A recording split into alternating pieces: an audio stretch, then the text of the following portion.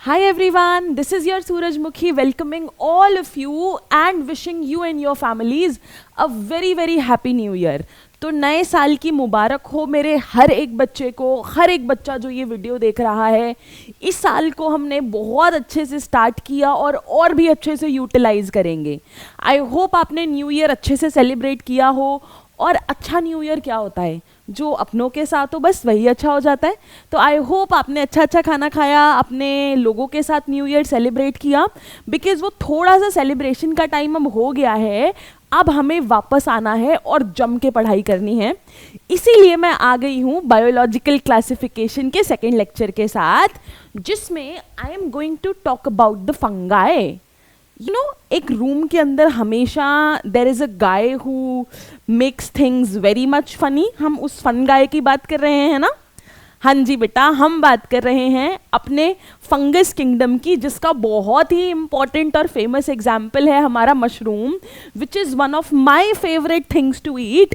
तो मुझे ज़रूर बताना अगर आपको भी मशरूम बहुत पसंद है तो। चलिए अब इससे मैं बात करती हूँ कि फंगस किंगडम, अभी तक इससे पहले वाले सेशन में हमने बात की थी किंगडम मोनेरा की और किंगडम प्रोटिस्टा की।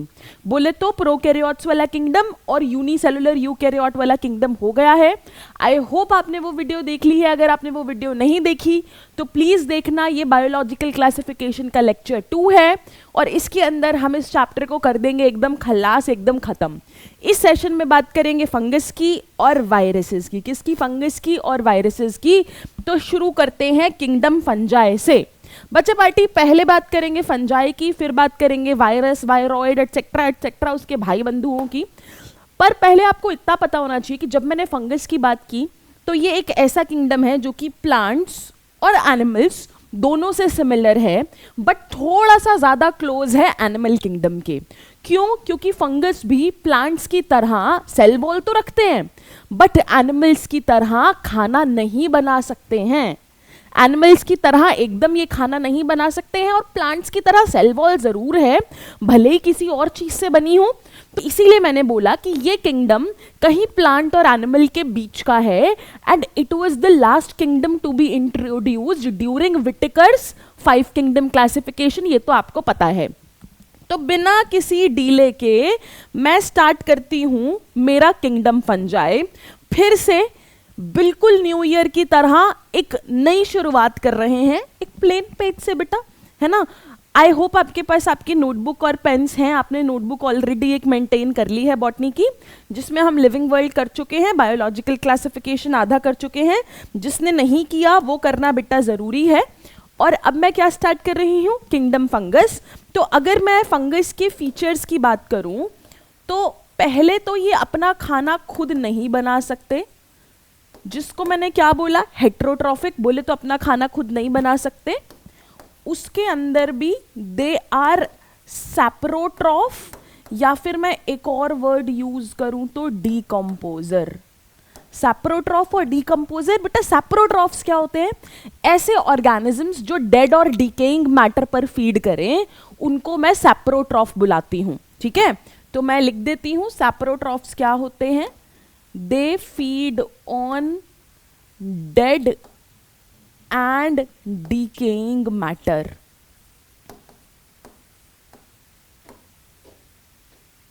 किस पर फीड करेंगे बेटा ये सैप्रोट्रॉफ्स? डेड और डिकेइंग मैटर। इसका मतलब फॉर एग्जाम्पल मेरे टिफिन बॉक्स का खाना, अगर मुझे 2-3 दिन हो गए मैंने अपने टिफिन बॉक्स को बैग से नहीं निकाला है, तो उस पर फंगस आ जाती है। क्यों? क्योंकि मेरा खाना क्या है? डेड और डीकम्पोजिंग मैटर है बेटा। तो उस पर क्या आ जाती है? फंगस लग सकती है। फंगस को ग्रो करने के लिए सिर्फ ह्यूमिडिटी और मॉइस्चर चाहिए। थोड़ा सा ह्यूमिड एनवायरनमेंट, थोड़ा सा मॉइस्चर, वो तो मेरे खाने में है। थोड़ी सी गर्मी और थोड़ा सा पानी, मॉइस्चर, इसीलिए बेटा फंगस ऐसी जगह पर इजीली ग्रो कर जाती है। तो पहला पॉइंट मैंने क्या बोला कि मेरा फंगस क्या है? हेटेरोट्रॉफिक। मेरे फंगस के पास सेल वॉल प्रेजेंट है एक केमिकल की, जिसका नाम है काइटिन। क्या नाम है बेटा? काइटिन। और अपन काइटिन को फंगल सेल्यूलोस कहकर भी बुलाते हैं। अब ये फंगल सेल्यूलोज का क्या मतलब है? फंगल सेल्यूलोज का मतलब जैसे प्लांट्स के अंदर सेल वॉल सेल्यूलोज की है, जो फंगस का सेल्यूलोज है, फंगस की सेल वॉल है, वो किससे बनी है? काइटिन से बनी है। हम बिल्कुल समझ गए। मुझे जानना पड़ेगा कि it can not perform photosynthesis.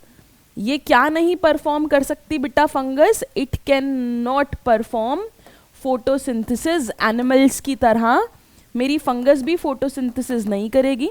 अब आपको लगता है बेटा कि ये किंगडम को आप अच्छे से नहीं पहचानते, लेकिन देखो मैं आपको 5-6 एग्जाम्पल देती हूँ, आप बताना कि आप इसको जानते हो या नहीं जानते। आप सोचो, अगर मैं आपसे बात करूँ कि जो मेरी वीट है, यानी कि आपको पता है हम गेहूं वगैरह खाते हैं, तो गेहूं पर एक रस्ट लगती है और उस रस्ट का नाम है पक्सीनिया। क्या है उस रस्ट का नाम? पक्सीनिया। आपको पता है क्या पक्सीनिया एक फंगस है, इसी किंगडम का मेंबर है। अगर मैं बात करूं राई की, राई समझते हो बेटा? मस्टर्ड। बेसिकली मस्टर्ड के ऊपर एक फंगस लगती है जिसमें ना उसके ऊपर वाइट स्पॉट्स बन जाते हैं। क्या बन जाते हैं? White spots. और वो भी एक फंगस की वजह से है जिसका नाम क्या है? एल्ब्यूगो। एल्ब्यूगो मस्टर्ड में वाइट स्पॉट्स कॉज करता है, ये भी फंगस है। सोचा था क्या? इसके बाद देखो, अच्छा ये आपको ये तो पसंद है बेटा आपको, आपने वो खाया है बेटा बेकरी के प्रोडक्ट्स की? अगर मैं बात करूं, अगर मैं बेकरी के प्रोडक्ट्स की बात करूं तो उसके अंदर क्या यूज होता है बेटा? ईस्ट यूज होता है, वो भी एक फंगस है। अगर मैं बियर वगैरह मेकिंग की बात करूं, उसमें भी बेटा फंगस यूज होता है फर्मेंटेशन के लिए। अगर मैं आपकी दवाइयाँ यानी कि एंटीबायोटिक्स की बात करूं, आपने ज़रूर नाम सुना होगा बेटा पेनिसिलिन का, जो कि पेनिसिलियम फंगस से मिलती है बेटा। हमारे एंटीबायोटिक्स भी इसके अंदर आ जाएंगे। तो आप देख रहे हो कि काफ़ी सारी चीज़ें हैं ऑलरेडी जो कि किससे रिलेटेड है? ऑलरेडी मेरे फंगस से। वीट के अंदर रस्ट कॉज किया पक्सीनिया ने, मस्टर्ड के अंदर डिजीज कॉज किया, वाइट स्पॉट्स किए एल्ब्यूगो ने, मैंने फर्मेंटेशन से ईस्ट बनाया, बियर में भी फर्मेंटेशन ईस्ट के थ्रू किया, बियर बनाया एक एक फंगस के थ्रू, एंटीबायोटिक्स बनाए, फॉर एग्जाम्पल पेनिसिलियम फंगस से पेनिसिलिन बना बेटा। अब आपको देख के थोड़ा थोड़ा लग रहा है कि भाई अपन इसको जानते हैं। अगर अभी भी नहीं जानते तो याद करो बेटा, आपको मशरूम तो जरूर पता होगा। तो मशरूम का साइंटिफिक नेम क्या होता है? अगैरिकस। अगैरिकस क्या होता है मशरूम का साइंटिफिक नेम बच्चा पार्टी? अगैरिकस। वो भी क्या है? एक फंगस है। वो भी क्या है? एक फंगस है। तो हमने काफी सारी चीजें पढ़ी जो कि सारी के सारी फंगस है बेटा। बहुत ज्यादा बड़ा किंगडम है and it is actually the fun kingdom, है ना? फन गाय तो नहीं, but it is actually the fun kingdom. अब आप बोलोगे मैम हमको समझ आ गया कि वीट के अंदर रस्ट लगेगा, पक्सीनिया लगाएगा, जो राई होती है मस्टर्ड उसके अंदर डिजीज है तो एल्ब्यूगो करेगा, ईस्ट फर्मेंटेशन में यूज करेंगे, एंटीबायोटिक्स बनेगा, मशरूम बनेगा। लेकिन हमें आज तक ये नहीं पता कि ये फंगस दिखती कैसी है। मतलब मैं इसे, जैसे होता है ना आप किसी चीज की इमेज बनाओ तो कैसे दिखेगी, तो इतना समझो बेटा कि अगर मैं आपसे बात कर रही हूं यहां पर फंगल बॉडी की, तो फंगल बॉडी कुछ फिलामेंट जैसे स्ट्रक्चर से बनी जिनका नाम है हाइफी। बॉडी किससे बनी बेटा? कुछ फिलामेंटस स्ट्रक्चर्स से बनी जिनका क्या नाम है बेटा? फिलामेंटस स्ट्रक्चर्स का नाम है हाइफाई, और अगर मैं प्लूरल में बोलूंगी तो हाइफी। वो फिलामेंटस स्ट्रक्चर क्या है? हाइफी। अब आप बोलोगे मैम हाइफी कैसा दिखता है? देखो बच्चा पार्टी मैंने क्या बना दिया यहाँ पर, ये मैंने अगर हाइफी बनाया तो मैंने ये बना दिया आपके लिए हाइफी। देखो एक लंबा सा फिलामेंट जैसा स्ट्रक्चर, मेरी फंगस बॉडी ऐसी दिखती है। और आपने फंगस कहाँ देखा बेटा? राइजोपस। ब्रेड के ऊपर देखा है फंगस लगा हुआ? सपोज करो आपने ब्रेड के ऊपर फंगस लगा हुआ देखा, आपने एक वो ली, आपने एक बिल्कुल क्या बोलते हैं उसे, एक स्लाइड ली, ग्लास स्लाइड, निडल से टच किया आपने ब्रेड पे लगे हुए फंगस को, उस पे एक ड्रॉप ऑफ वाटर रखी स्लाइड पे और उस पे उस निडल को टच कर दिया। मैंने एक ड्रॉप के अंदर सिर्फ उस फंगस वाली निडल को टच किया, उसको अगर आप माइक्रोस्कोप के अंदर देखोगे तो आपको एक पूरा ऐसे हाइफे का जाल नजर आएगा बेटा। उस हाइफे के नेटवर्क से ही तो फंगल बॉडी बनी, समझ पा रहे हो? मैंने जनरल बता दिया कि ऐसा किंगडम जो अपना खाना खुद नहीं बना सकता, सेल वॉल है प्लांट की तरह, बट प्लांट की तरह फोटोसिंथेसिस नहीं करेगा। इतने एग्जाम्पल्स हैं जहां मैंने देख लिया फंगस को, और फंगस की बॉडी ऐसी फिलामेंट की फॉर्म में नजर आती है जिसे हाइफे बोलते हैं। और इन हाइफे के दो टाइप्स। अब आप बोलोगे मैम टाइप कैसे हो सकते हैं? बेटा देखो, एक हाइफे का नाम है सेप्टेट हाइफा। क्या नाम है? Septate hypha. और दूसरे का नाम है एसेप्टेट हाइफा। अब ये क्या है समझो, बहुत ही ज्यादा आसान है, बस टर्मिनोलॉजी के हिसाब से जाना है।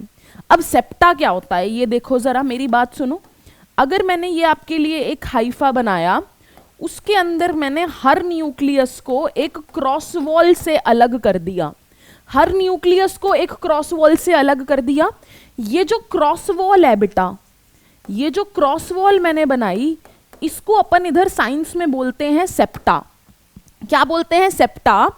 तो ये जो मेरा हाइफे है जिसमें सेप्टा प्रेजेंट है, ये क्या हो गया? सेप्टेट। एकदम बढ़िया भाई। अब अगर मैंने ये एक और हाइफा बनाया और इसमें मैंने बना दिए न्यूक्लियस पे न्यूक्लियस, ये लो, लेकिन मैंने सेप्टा बनाया ही नहीं। मैंने बोला कि भाई इसमें तो सेप्टा एब्सेंट है, सेप्टा नहीं है। तो ये जो हाइफा बना, ऐसे लग रहा है कि एक सेल के अंदर भर भर के न्यूक्लियस। इस सेप्टेट, ये जो ये सेप्टा नहीं है यहां पर, उसकी वजह से बन गई एक मल्टी न्यूक्लिएट कंडीशन। क्या बन गई बेटा? एक तरीके से क्या बन गई? एक तरीके से मल्टी न्यूक्लिएट कंडीशन बन गई। एक हाइफा के अंदर इतने सारे न्यूक्लियस बिना क्रॉस वॉल के। इस मल्टी न्यूक्लिएट कंडीशन बनने से जो हाइफा बनता है उसको मैं सीनोसिटिक हाइफे भी बोलती हूं। बेटा ये वर्ड इंपॉर्टेंट है, सीनोसिटिक, COENOCYTIC। सीनोसिटिक हाइफा मतलब मैं मल्टी न्यूक्लिएट कंडीशन की बात कर रही हूं। मल्टी न्यूक्लिएट कंडीशन, ज्यादा न्यूक्लियस एक सेल में कब बनेंगे? जब सेप्टा यानी कि क्रॉस वॉल नहीं होगा। उसको मैंने बोला aseptate hypha. Septate hypha, cross walls present है, सेप्टेट। बढ़िया हो गया भाई, समझ आ गया अपन को। इतना समझे? अब आप सोचो कि ये फंगस इतना बड़ा किंगडम क्या ऐसे सीधे साधे हाइफे के रूप में एग्जिस्ट करेगी? तो एक्चुअली होता क्या है, होते तो यही हाइफा है बेटा, लेकिन वो मस्त ऐसे एक दूसरे के साथ एक नेटवर्क में होते हैं, ऐसे पूरे के पूरे एक जाल में प्रेजेंट होते हैं। और जो ये जाल होता है, इसका नाम क्या है? इसका नाम है माइसीलियम। इसका नाम क्या है? माइसीलियम। अब आप बोलोगे मैम माइसीलियम क्या है? बेटा नेटवर्क ऑफ हाइफी। बहुत सारे हाइफी के नेटवर्क को हम लोग माइसीलियम बुलाते हैं। क्या बुलाते हैं? माइसीलियम। तो हमने जनरल फंगस की कैरेक्टरिस्टिक्स देखी, वो कहाँ कहाँ इन्वॉल्व्ड है वो देखा। फंगस की बॉडी फिलामेंट की फॉर्म में होती है जिसे हाइफी बोला। हाइफी के दो टाइप देख लिए, अगर क्रॉस वॉल है और नहीं है। नहीं है तो coenocytic condition, multi nucleate condition बनी। नया वर्ड सीखा, इसे याद रखना पेशेंटली। आज आपने नया वर्ड सीखा है सीनोसिटिक। क्या प्यारा सा शब्द है। और कहाँ पढ़ा आपने? ये फंगाई में पढ़ा बच्चा पार्टी, याद रखना। अब ये जो हाइफे है ये नेटवर्क में एग्जिस्ट करते हैं, और हाइफे के नेटवर्क को अपन लोग क्या बोलते हैं? माइसीलियम। आई होप मेरे बच्चों को ये सब आ गया है समझ। अब चलो फिर से, इतना समझ आ गया, एब्जॉर्ब कर लिया। हाइफे मतलब समझ जाओगे, सेप्टेट एसेप्टेट बोलेंगे तो समझ जाओगे, सीनोसिटिक बोले तो समझ जाओगे, और माइसीलियम बोलेंगे तो समझ जाओगे। बस इतना चीज दिमाग में बिठा लो और फिर चलते हैं आगे, ठीक है? और फिर चलते हैं आगे। सेप्टेट हाइफा, एसेप्टेट हाइफा समझ आया। अब ये देखो कि अगर मैं एक चीज की बात कर रही हूं, जिसको मैं बोल रही हूं कि अगर मैं फंगस के अंदर रिप्रोडक्शन की बात करूं, किसकी बात करूं? रिप्रोडक्शन।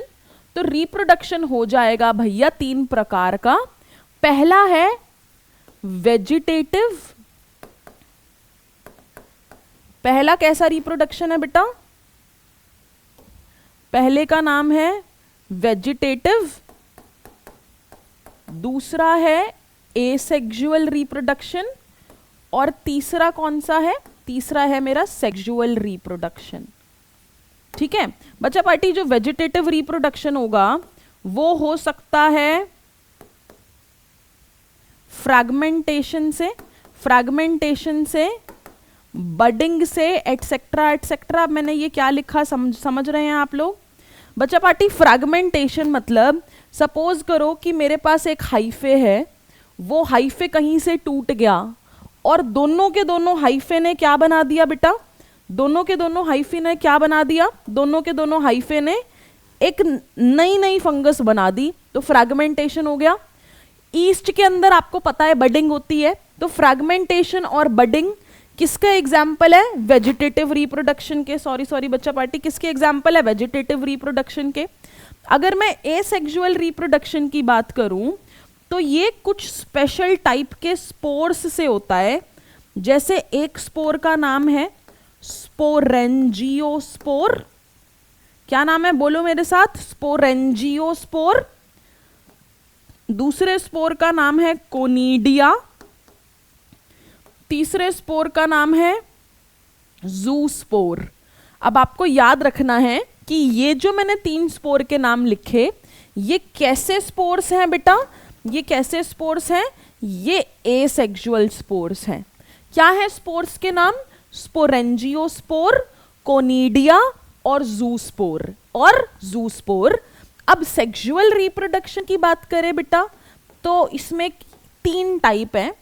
एक को मैं बोलती हूं आइसोगेमी, एक को मैं बोलती हूं एन आइसोगेमी,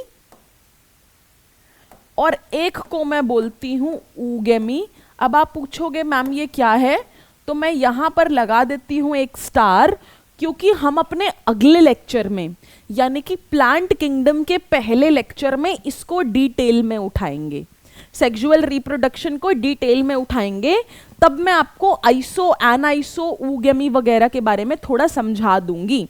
हम समझ गए वेजिटेटिव रिप्रोडक्शन फ्रैगमेंटेशन और बडिंग से, एसेक्सुअल स्पोर्स से जैसे स्पोरेंजियोस्पोर, कोनीडिया और जूस्पोर। अब आप ये देखो बेटा, ये फंगस के रिप्रोडक्शन ना बड़ा विचित्र सा होता है। अब आप बोलोगे मैम विचित्र का क्या मतलब है? बेटा विचित्र का मतलब है, बहुत ध्यान से देखो, बहुत ध्यान से देखना, एक प्रोसेस है। क्योंकि क्या है ये? एक प्रोसेस। अगर मैंने बोला कि ये मेरी एक फंगस फिलामेंट, ठीक है, एक हाइफी, इसको मैंने बोल दिया प्लस स्ट्रेन। क्या बोल दिया इसको मैंने? Plus strain. और ये मेरी दूसरी हाइफी सपोज करो, इसको मैंने बोल दिया माइनस स्ट्रेन। अब ये प्लस माइनस क्या है भाई? बच्चा पार्टी आप सोचो जरा, फंगस इतना इवॉल्व्ड किंगडम नहीं है कि इसमें मेल और फीमेल अलग अलग प्रेजेंट हो, बट 2 अलग अलग फंगस हैं, इसलिए मैंने क्या लिख दिया यहाँ पर? प्लस और माइनस लिख दिया। क्या लिख दिया? प्लस और माइनस। अब इनके बीच में जब रिप्रोडक्शन होता है तो वो किस प्रकार का होता है कि बेटा ये जो कॉर्नर मोस्ट सेल्स है ना, ये फ्यूज कर जाएंगे। ये फ्यूज कर जाएंगे तो क्या फ्यूज किया? साइटोप्लाज्म दोनों का मिल गया। तो इस पहले प्रोसेस को मैं बोलती हूं कि अब क्या होने जा रही है? प्लाज्मोगेमी। क्या होने जा रही है? प्लाज्मोगेमी। प्लाज्मोगेमी का रिजल्ट क्या होगा? बहुत ध्यान से देखो। सपोज जी ये मेरा सेल चल रहा था, ये सेल किससे फ्यूज कर गया भाई? ये फ्यूज कर गया व्हाइट वाले काउंटर पार्ट से। अब ये तो मेरा व्हाइट वाला काउंटर पार्ट है, और ये मेरा कौन सा काउंटर पार्ट है भाई? ब्लू वाला काउंटर पार्ट।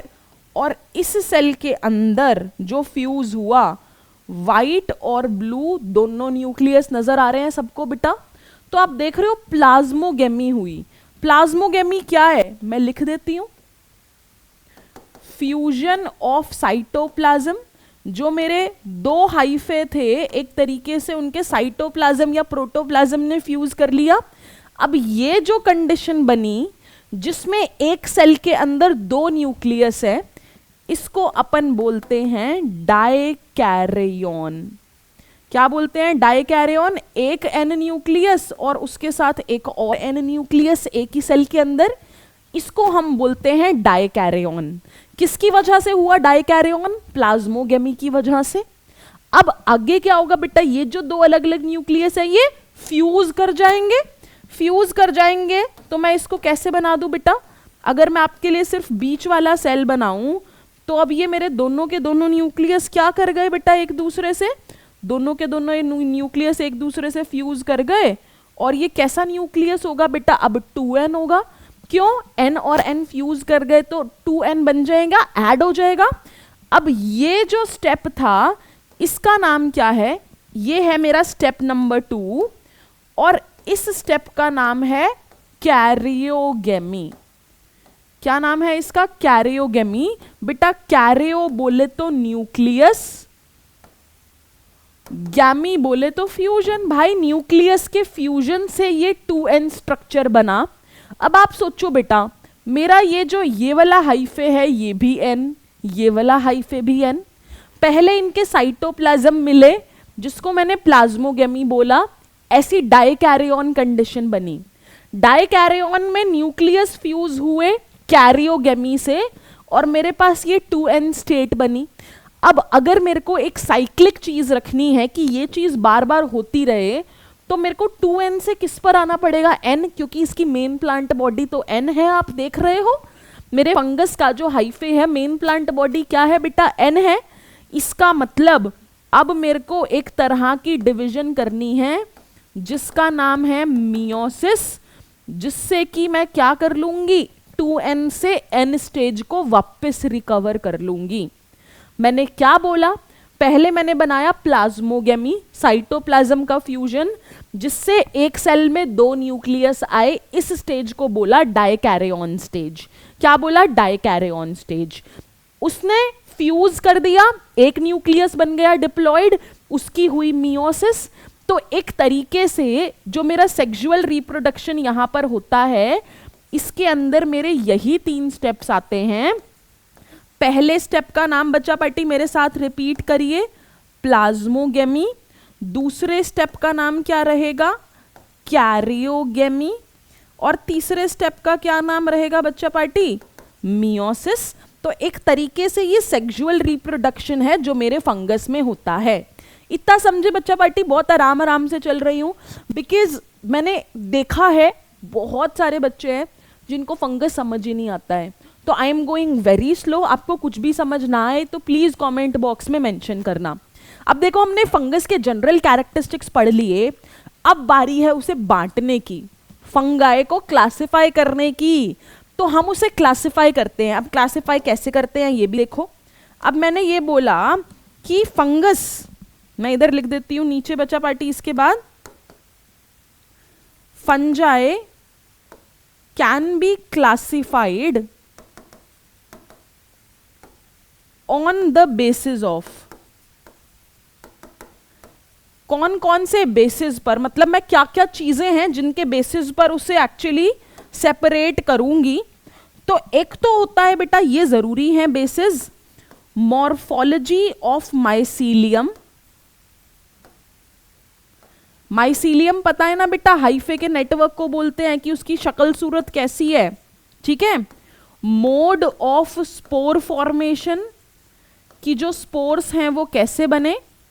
क्या बोला? मोड ऑफ स्पोर फॉर्मेशन, इसमें स्पोर्स बनेंगे, वो स्पोर कैसे बने और कैसी फ्रूटिंग बॉडी बन रही है, टाइप ऑफ फ्रूटिंग बॉडी। अब मेरे बच्चे बोलेंगे मैम ये तो आपने पहली बार नया शब्द यूज कर दिया, फ्रूटिंग बॉडी। फंगस कैसी दिखती है समझ आया, स्पोर फॉर्मेशन कैसे होता है समझ आया, ये टाइप ऑफ फ्रूटिंग बॉडी क्या है। बेटा आप सोचो, आप कौन सी फंगस खाते हो? आप मशरूम खाते हो? अगर आप खाते हो तो आपने देखा तो जरूर होगा कि ग्रोसरीज आप ये सब्जी वब्जी लेने जाओ तो आपको मशरूम दिखता है। तो वो पूरा मशरूम जो आप खाते हो ना, वो एक्चुअली उसकी फ्रूटिंग बॉडी है। क्या है वो? एक्चुअली उसकी फ्रूटिंग बॉडी है। तो मैंने पहले तो आपको जनरल रिप्रोडक्शन के तरीके बताए, कुछ स्पोर्स के नाम बताए जो एसेक्सुअल है, फिर बता दिया डिटेल में कि सेक्सुअल रिप्रोडक्शन होता कैसे है, सेक्सुअल रिप्रोडक्शन होता कैसे है। फिर मैंने बताया कि 3 क्लासेस में डिवाइड, 4 क्लासेस में डिवाइड करूंगी और इन इन बेसिस पर डिवाइड करूंगी। इतना समझे?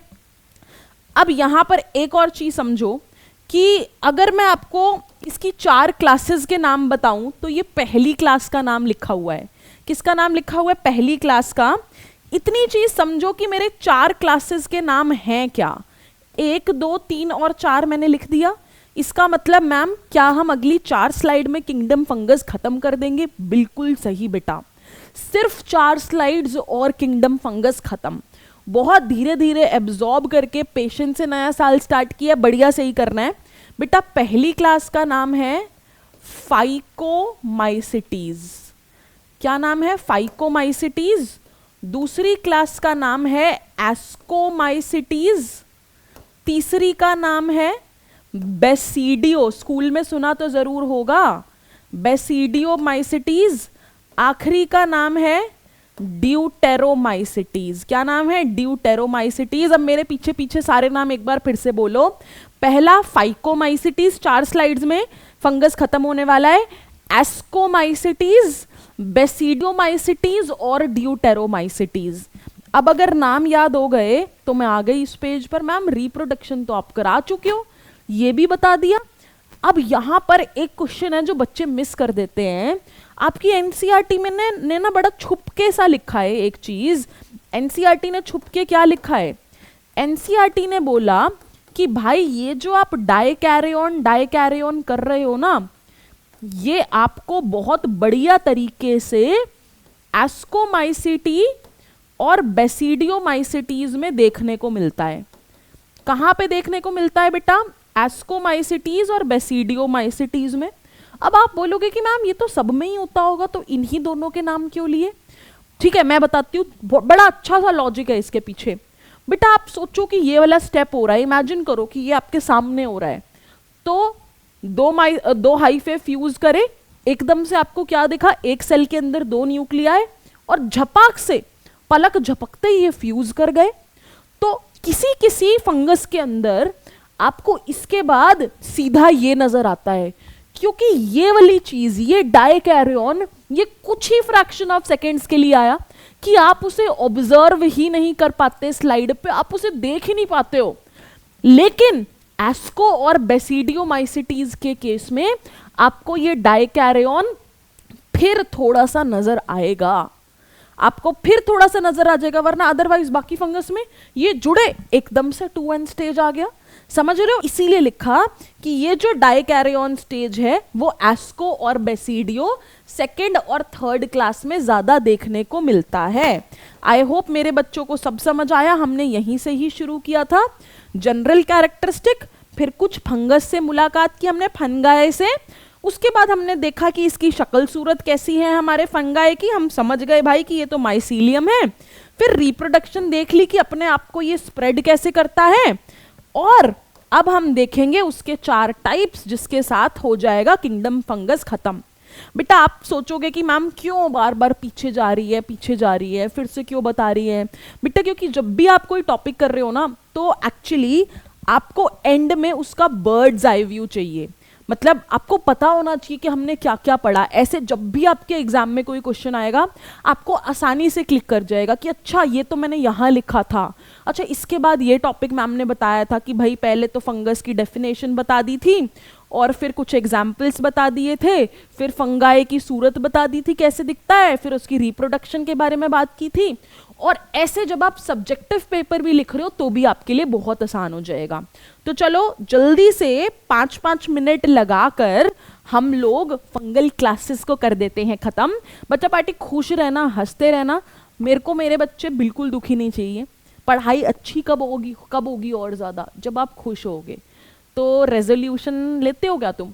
कोई रेजोल्यूशन लेते हो तो कमेंट बॉक्स में चलिए। इस बार के कमेंट बॉक्स के लिए अच्छा सवाल रखते हैं। आई वॉन्ट टू नो कि डू यू टेक रेजोल्यूशंस और do you not, and if you take resolutions तो आपका अभी का रेजोल्यूशन क्या है? तो आपके कमेंट में मैं आपको अपना रेजोल्यूशन कुछ बता सकती हूँ। I can have multiple resolutions, और आप मेरे को पॉइंट नहीं कर सकते मैम आपने बोला था, आपने किया नहीं, but I will try my best. तो बच्चा पार्टी जो भी ये वीडियो देख रहा है, please do tell me what are your resolutions, I would want to know them. और मैं कोशिश करती हूँ कि एक ऐसी शॉर्ट भी बनाती हूँ कुछ इंटरेस्टिंग सी, जिसमें हम थोड़ा सा ऐसे गुफ्तगू कुछ बातचीत कर पाए ताकि मजे आए। अब बिना लेट किए फाइकोमाइसिटीज खत्म कर लेते हैं 2 मिनट के अंदर। बच्चा पार्टी देखो मैं कैसे फाइकोमाइसिटीज खत्म करती हूँ।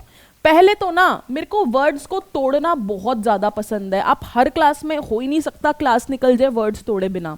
फाइको वर्ड का मतलब होता है एल्गी, और माइसिटी वर्ड का मतलब होता है फंजाई।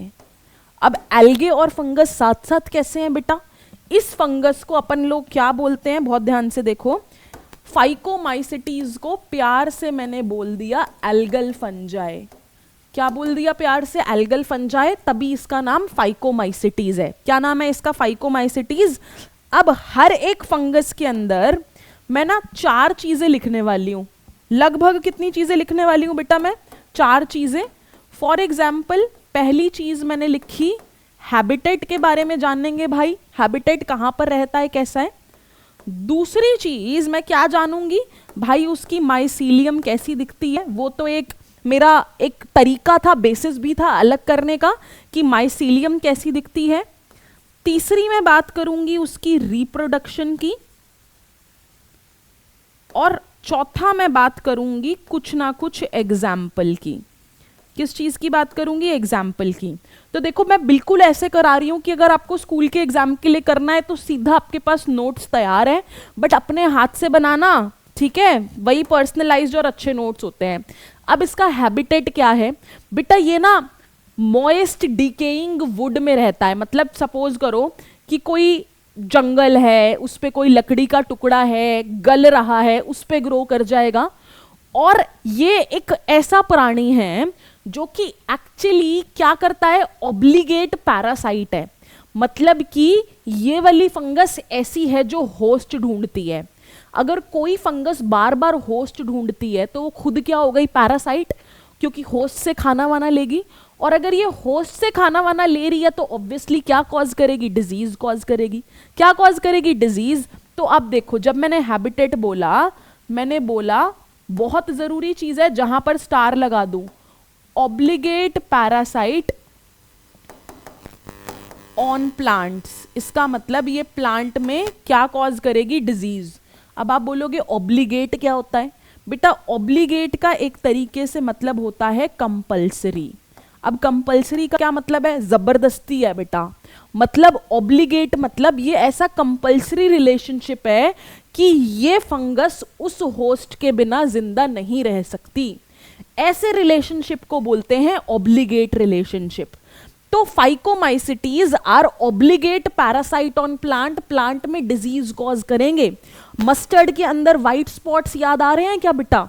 वो यही वाली फंगस करती है, ठीक है। और ये कहां मिलेगी?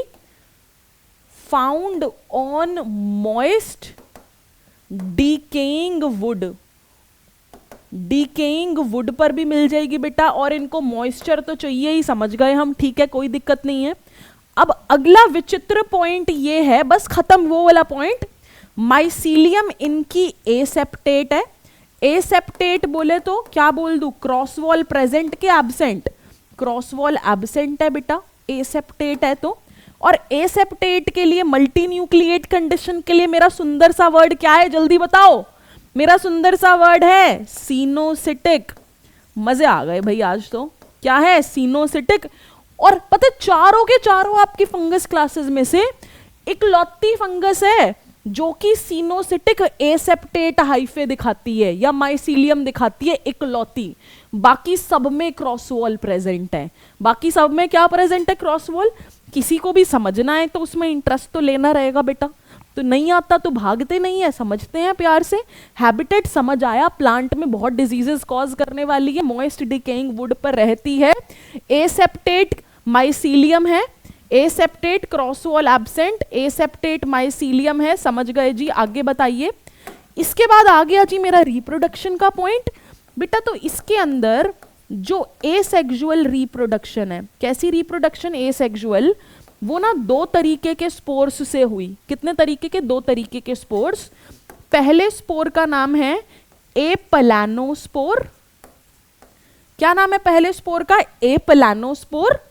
दूसरे स्पोर का नाम है जूस्पोर। पहले का नाम ए प्लानो, दूसरे का जू। ए प्लानो ना मूव नहीं कर सकता, वो नॉन मोटाइल स्पोर है। और जू स्पोर भाई, जू एनिमल, नाम से ही क्लियर है ये कैसा स्पोर है बेटा, ये मोटाइल स्पोर है।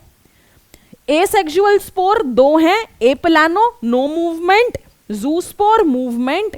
ये दोनों स्पोर्स एसेक्सुअल रिप्रोडक्शन में काम आते हैं। और ये दोनों के दोनों स्पोर, मैं कलर बदल देती हूं भाई क्योंकि है तो जरूरी, एंडोजिनस स्पोर्स हैं, या फिर बोल देती हूं क्या बोल दे दूं, एंडोजिनसली प्रोड्यूस्ड।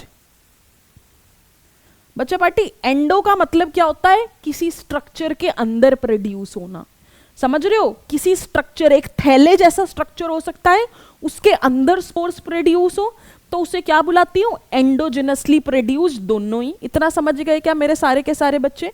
पक्का समझ गए? ठीक है। और दूसरी रिप्रोडक्शन कौन सी होती है भाई मैम? सेक्सुअल रिप्रोडक्शन होती है। ठीक है, इतना भी क्लियर है। अब इनके एग्जाम्पल्स देखो। एग्जाम्पल्स कैसे देखोगे? एग्जाम्पल पहला, जिसने आपके राई यानी कि मस्टर्ड के अंदर डिजीज कॉज किया था, उसका नाम है एल्ब्यूगो। क्या नाम है? एल्ब्यूगो। इसने किसमें डिजीज कॉज किया था? मस्टर्ड या फिर राई के अंदर कुछ वाइट स्पॉट्स आ गए थे, मेरे को याद है।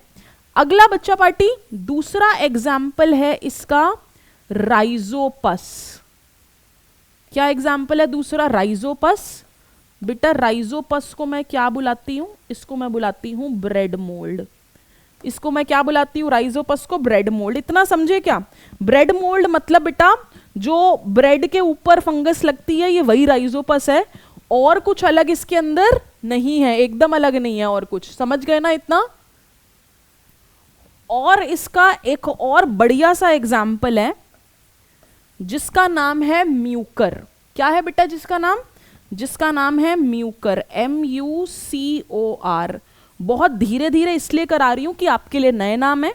हमारे फंगस के इस फनगाय के बारे में एक और चीज जानो बेटा, इसे पानी काफी पसंद है, तो ये यूजुअली एक्वेटिक हैबिटेट में मिल सकता है आपको। अभी इसकी सुंदर सी फोटो भी दिखाती हूं। अब सेक्सुअल रिप्रोडक्शन में आपको मैंने बताया आइसोगेमी, एनाइसोगेमी, ऊगेमी। तो यहां पर ना बेटा स्टार लगा देती हूं। जो फ्यूजन ऑफ गैमीट्स होती हैं, जो फ्यूजन होगा गैमीट का, उससे ना एक स्ट्रक्चर बनता है जिसका नाम होता है zygospore.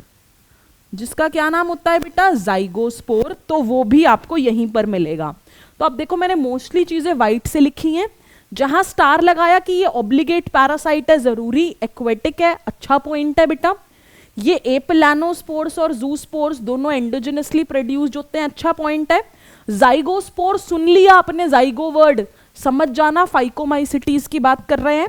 Example Albugo, Rhizopus, Mucor. याद रखना एल्ब्यूगो, राइजोपस, म्यूकर, जिसके साथ हो गया मेरा फाइकोमाइसिटीज खत्म। और देखिए कितना सुंदर नजर आ रहा है ये फाइकोमाइसिटीज देख रहे हो आप? ये देख रहे हो क्या? ये देखो कितने व्हाइट स्पॉट से भर गया है। और ये जो मोल्ड देख रहे हो आप, इसमें आपको ऐसा कुछ स्ट्रक्चर दिख रहा है बेटा, ऐसे क्रिस्टल स्ट्रक्चर टॉप पर। इसको अपन प्यार से पिन मोल्ड भी बुलाते हैं। इस वाले स्पेशल एग्जाम्पल को पिन मोल्ड, क्योंकि नजर ऐसा आ रहा है।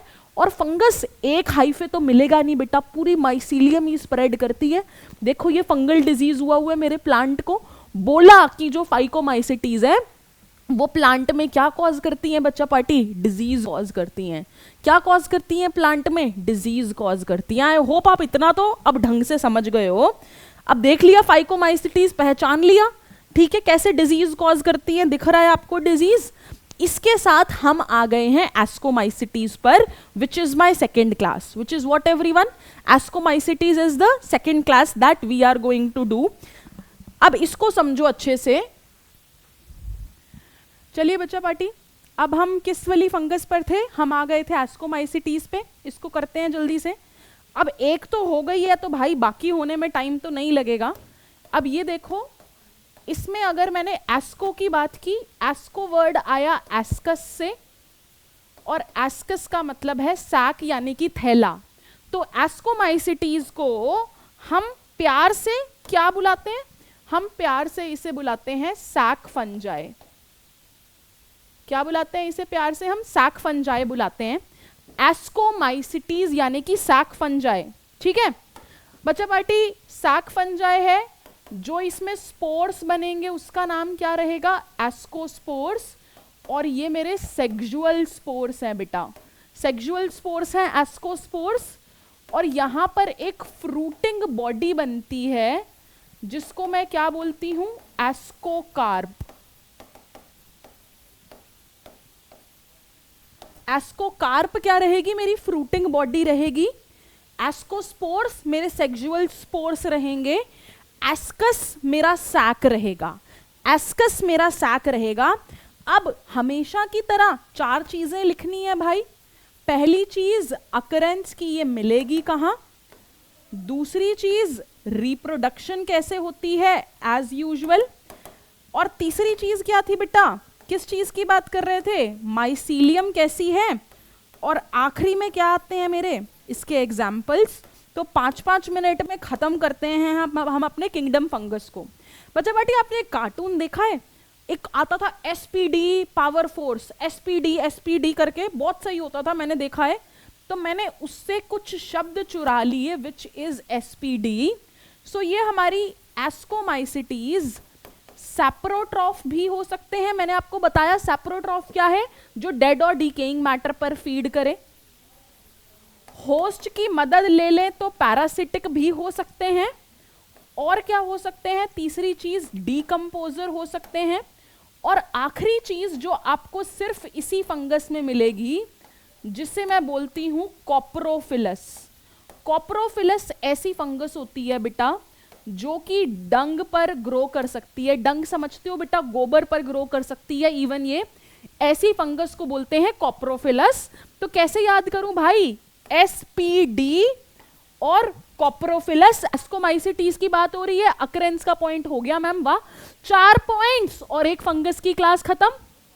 रिप्रोडक्शन की बात करूं तो एसेक्सुअल रिप्रोडक्शन में बेटा एक स्पोर का नाम मैंने पढ़ा था, कोनीडिया। याद है कोनीडिया? बेटा कोनीडिया एक्सोजिनस स्पोर्स हैं। एक्सोजिनस मतलब किसी स्ट्रक्चर के बाहर प्रेजेंट है। सपोज करो मैं आपके लिए एक स्ट्रक्चर बना रही हूं, ये स्ट्रक्चर कुछ झाड़ू जैसा होने वाला है, टू बी वेरी प्रिसाइज। कैसा स्ट्रक्चर होने वाला है? झाड़ू जैसा स्ट्रक्चर होने वाला है, देखो जरा। और ये पूरी स्पोर की लाइन प्रेजेंट है बेटा, पूरी चेन प्रेजेंट है मेरे इन स्पोर्स की। ये कौन से स्पोर्स हैं बेटा? ये कोनीडिया हैं जो कि मैं बना रही हूं। ये देखो देखो, जो मैं प्यार से ये इतनी लंबी जो मैं चेन बना रही हूं, ये क्या है बेटा? इसको मैं मेंशन कर देती हूं, this is chain of conidia. अब आपको सवाल क्या आएगा कि कोनीडिया किसी स्ट्रक्चर के अंदर है क्या? नहीं, बाहर है, एक्सोजिनस। और ये कैसे स्पोर्स हैं? सेक्सुअल के एसेक्सुअल? बेटा एसेक्सुअल स्पोर, क्योंकि मैम ने अभी तो लिखा कि सेक्सुअल स्पोर्स का नाम क्या है? एस्कोस्पोर्स। अगर मैं बोलूं कि मेरे सेक्सुअल स्पोर्स का क्या नाम है, उनका नाम है एस्कोस्पोर। और ये प्रेजेंट हैं बेटा एक सैक के अंदर। एस्कोस्पोर किस में रहेंगे? एक सैक के अंदर, जिसको मैं बोलूंगी एस्कस। तो सपोज करो कि मैंने ये एक एस्कस ड्रॉ किया, 4, 5, 6, 7, 8, और ये जो मैंने अंदर स्पोर बनाए, ये जो मैंने अंदर स्पोर्स बनाए, ये मेरे कौन से स्पोर्स हैं? ये मेरे एस्कोस्पोर्स हैं। तो ये बहुत इंपॉर्टेंट है बेटा हमारा इस फंगस के अंदर, कि यहां पर बहुत ध्यान से देखना कि एसेक्सुअल रिप्रोडक्शन किससे हुई? कोनीडिया से, एक्सोजिनस बाहर है। सेक्सुअल रिप्रोडक्शन एस्कोस्पोर्स से, जो कि अंदर हैं। एस्कोस्पोर्स के ब्रैकेट में क्या लिख दूं? एंडोजिनस। तो अगर आपके दिमाग में ये स्ट्रक्चर्स हैं तो आप कभी गलती करोगे ही नहीं बेटा। अब ये जो मेरे एक एक कोनीडिया है, ये कोनीडिया क्या करेगा, जर्मिनेट करेगा और जर्मिनेट करके मेरा हाइफा या फिर माइसीलियम बना देगा। अब आप बोलोगे कि मैम आपने तो बताया ही नहीं कि इसमें माइसीलियम या हाइफा कैसा होता है। तो बेटा हमें तो ऑलरेडी पता है कि यहां पर भी मेरा माइसीलियम कैसा रहेगा, सेप्टेट सेप्टा वाला रहेगा और ब्रांच्ड रहेगा। और फाइनली एग्जाम्पल्स दे देते हैं। अब एग्जाम्पल्स क्या है मेरे एस्कोमाइसिटीज के, जल्दी से बताओ, जल्दी से बताओ। एस्कोमाइसिटीज के एग्जाम्पल, पहला एग्जाम्पल है एस्परजिलस। क्या है पहला एग्जाम्पल, क्या है बेटा मेरा, एस्परजिलस। एस्परजिलस को मैं कर रही हूं अंडरलाइन।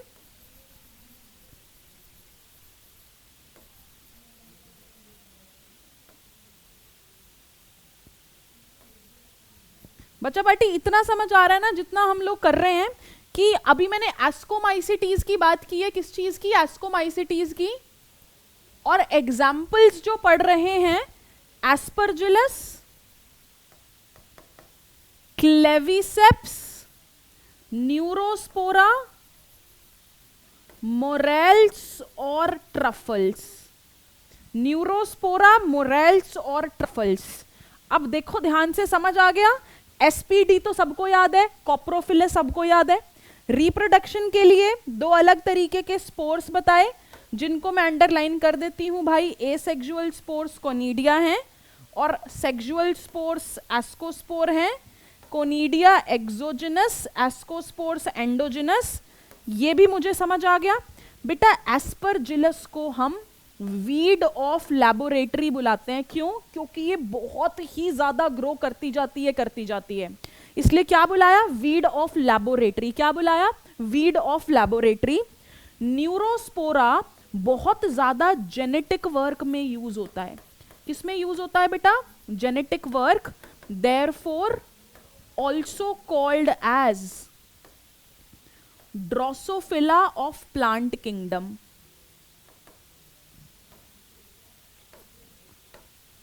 बच्चा पार्टी ऐसा क्यों? जैसे एनिमल किंगडम के अंदर हम बहुत ज्यादा ड्रोसोफिला को यूज करते हैं, ऐसे ही जेनेटिक रिसर्च के टाइम हम यहां पर किसको बहुत ज्यादा यूज करते हैं, न्यूरोस्पोरा को। अब जल्दी से एग्जाम्पल्स मेरे साथ साथ बोलो। एस्परजिलस, क्लेविसेप्स, न्यूरोस्पोरा, मोरेल्स और ट्रफल्स। इसके साथ हो गया है हमारा एस्कोमाइसिटीज एकदम कंप्लीट। बच्चा पार्टी ये जो एस्कोकार्प यानी कि फ्रूटिंग बॉडी बनती है ना, तो उस फ्रूटिंग बॉडी के अंदर बहुत सारे एस्कस, जिनके अंदर एस्कोस्पोर्स एक कॉम्प्लेक्स सा स्ट्रक्चर बनाते हैं। तो इसलिए यहां की फ्रूटिंग बॉडी का नाम हमने क्या रख दिया, एस्कोकार्प। एस्कोकार्प में क्या होंगे, एस्कस। एस्कस में क्या होंगे, एस्कोस्पोर्स। बस तो आपको ऐसे सीक्वेंस में चीजें याद रखनी हैं, ठीक है। I hope I am clear everyone. अब मेरे एस्कोमाइसिटीज के मेंबर देखो, ये आपको नजर आ रहा है, ऐसा दिखता है मेरा एस्कोमाइसिटीज के मेंबर। देखो ये कैसे ग्रो कर रहा है बेटा किसी भी चीज पर। ये देखो, ये मैंने क्या दिखाया, इसकी माइसीलियम का सेप्टा की सेप्टेट माइसीलियम है। तो सेप्टेट माइसीलियम से पहचान जाओ कि ये फाइकोमाइसिटीज तो हो ही नहीं सकता है। बिल्कुल आसान भाई, बहुत ही बढ़िया है। अब बेसिडियोमाइसिटीज, ये तो और आसान है बेटा। अब देखो, अगर मैंने बात की बेसिडियम वर्ड की, तो बेसिडियम का मतलब है क्लब, और माइसिटीज का मतलब क्या होता है बेटा, माइसिटीज का मतलब होता है फंजाई। तो इनको प्यार से क्या बोल दूं, क्लब फंजाई बोल देते हैं। अब ये क्लब क्या होता है भाई, क्लब बोले तो एक बैट जैसा स्ट्रक्चर जिस पर कुछ स्पोर्स प्रेजेंट होंगे। तो ये जो मैंने बैट जैसा स्ट्रक्चर बनाया बेटा, इसको मैंने बोला बेसिडियम, और इसके ऊपर जो स्पोर्स हैं इसको मैंने क्या बोला, बेसिडियोस्पोर्स। ये कैसे स्पोर्स हैं बेटा, एस्कोस्पोर्स की तरह सेक्सुअल स्पोर्स हैं। और क्या ये स्पोर्स किसी स्ट्रक्चर के अंदर हैं कि बाहर है? देखो ये तो इस बेसिडियम, इस क्लब के बाहर प्रेजेंट है बेटा। तो मैंने बोला कि ये एक्सोजिनस स्पोर्स हैं। कैसे स्पोर्स हैं बेटा, ये एक्सोजिनस स्पोर्स है, समझे। अब हम नॉर्मली अपने 4 अक्षर लिख लेते हैं भाई। एक कि इनका हैबिटेट कैसा है, कहाँ पर रहेंगे। दूसरा, इनकी माइसीलियम कैसी है। तीसरा, इनका रिप्रोडक्शन कैसे होगा। और आखिरी चीज क्या लिखते हैं बेटा हम, आखिरी चीज हम लिखते हैं इनके एग्जाम्पल। चलिए खत्म करते हैं बेटा। आप देखो हैबिटेट ये कहां पर मिलेगा आपको। एक तो ये आपको सॉइल में मिल सकता है, सॉइल में मिल सकता है बेटा। ट्री स्टंप, एक पेड़ के टुकड़े पर मिल जाएगा बेटा। एक वुडन लॉग पर मिल जाएगा। ये वुड पर तो मिलेगा ही जिस पे थोड़ा मॉइस्चर है। उसके अलावा ये डिजीज कॉज करता है जिसे मैं स्मट और रस्ट बुलाती हूं।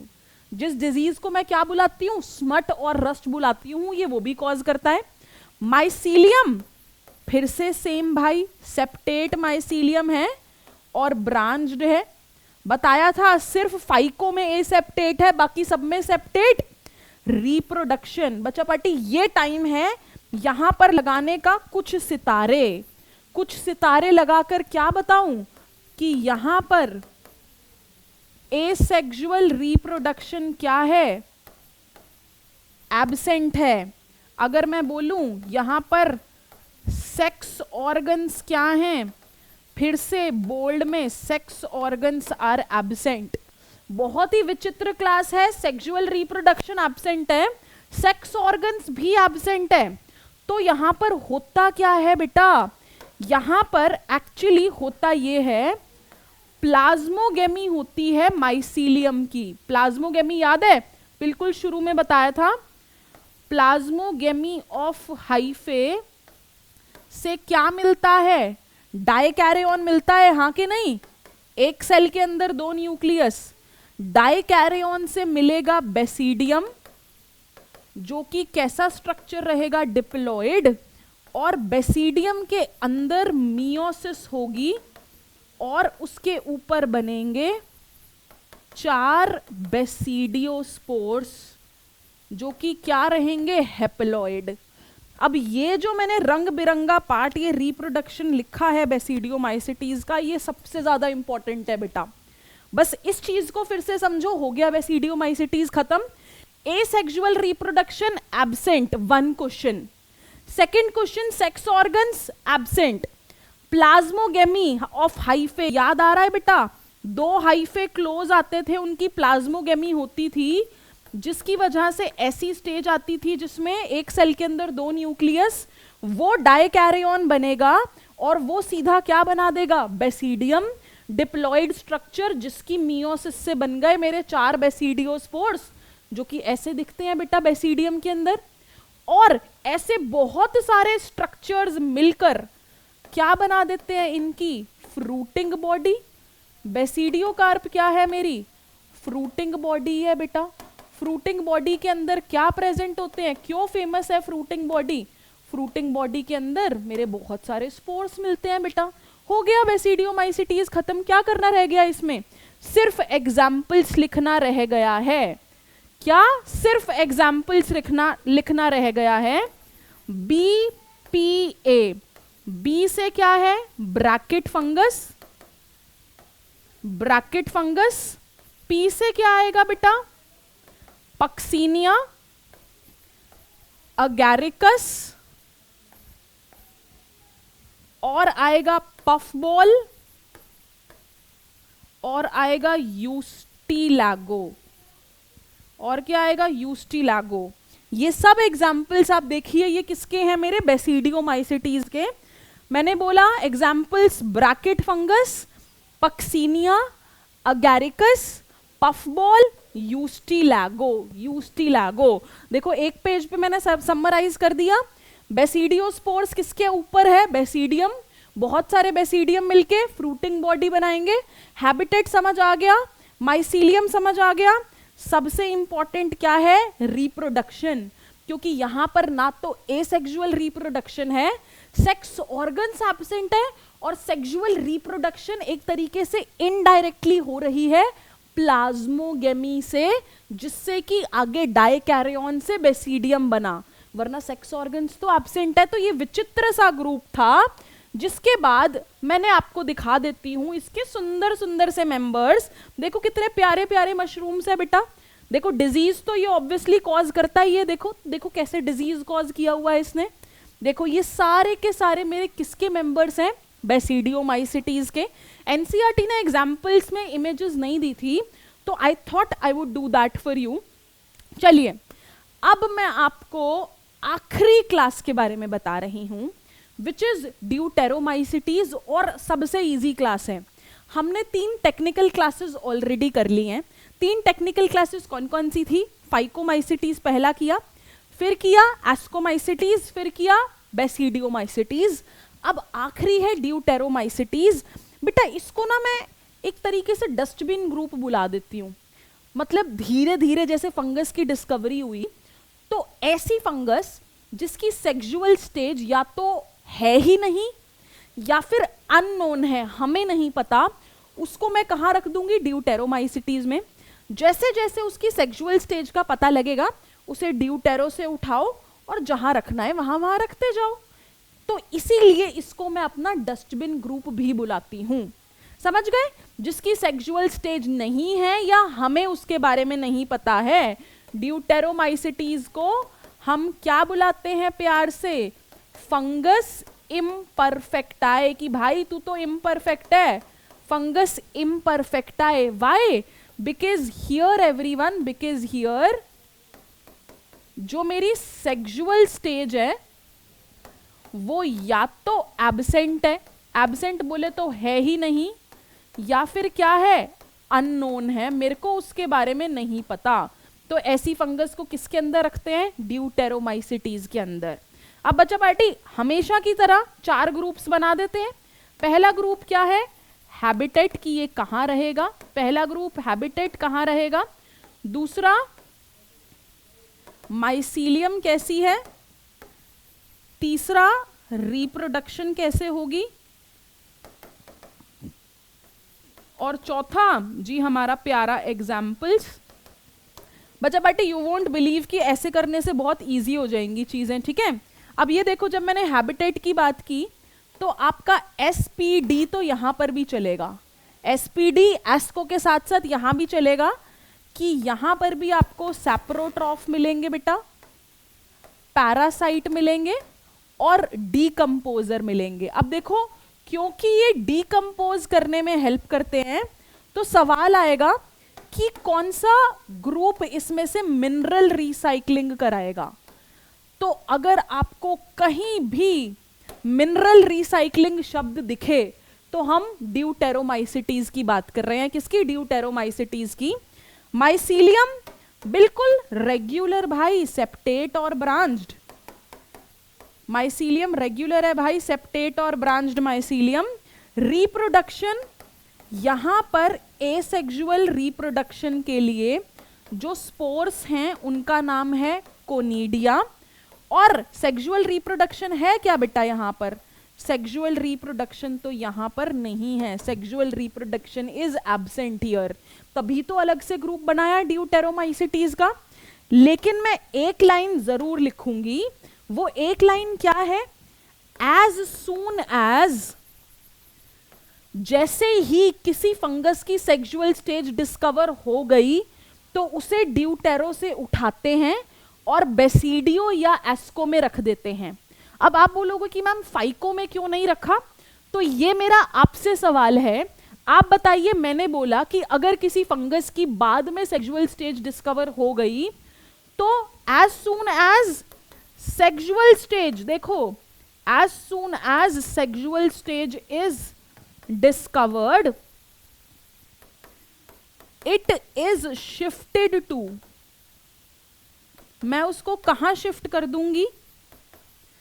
या तो एस्कोमाइसिटीज में शिफ्ट करूंगी या फिर कहां शिफ्ट करूंगी? बेसिडियोमाइसिटीज में।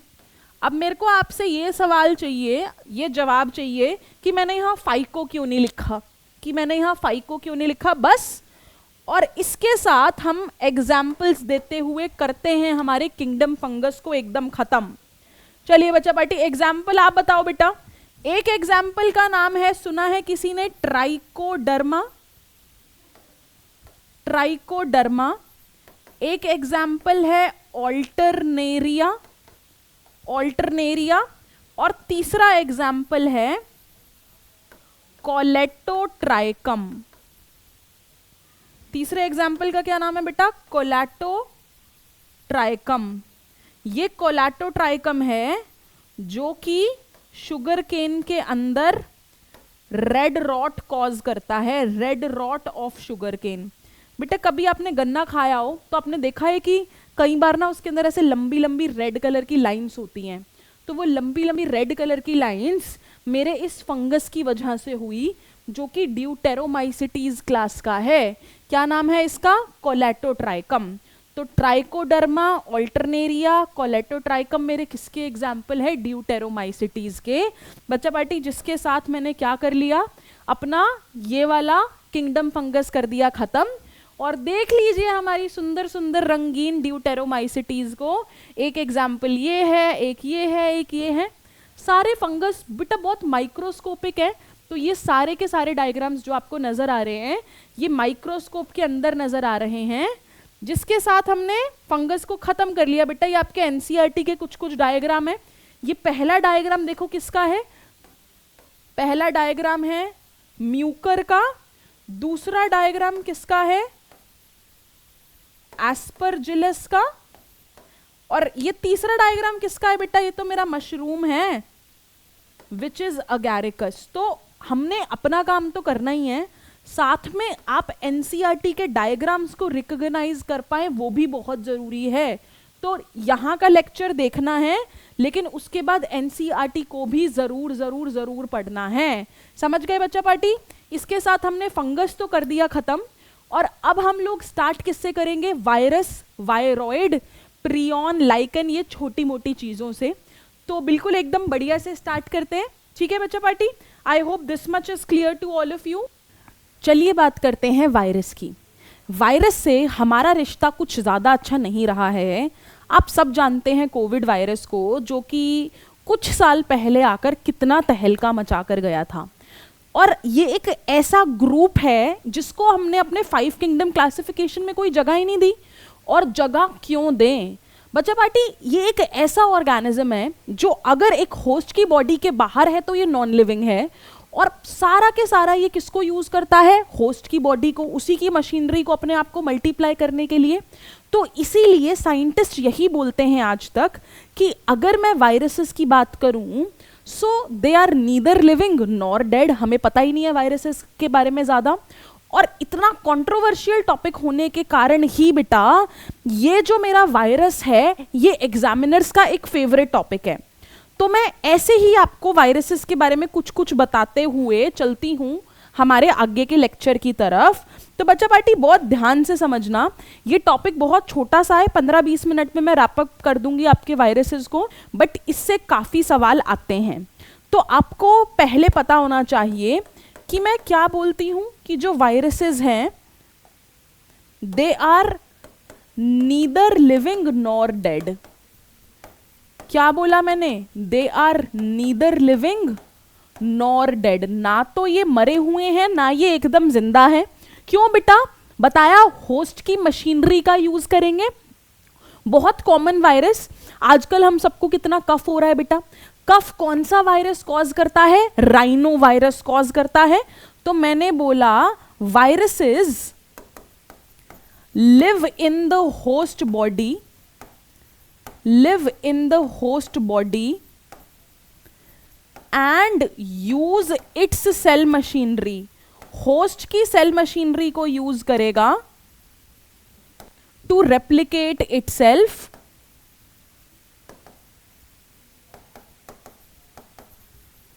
And causes infection. और क्या कॉज करेगा बेटा?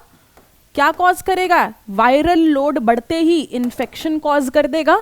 ये होते हैं मेरे वायरसेस, और मैं इसीलिए इनको ऑब्लिगेट पैरासाइट्स भी बुलाती हूं बेटा।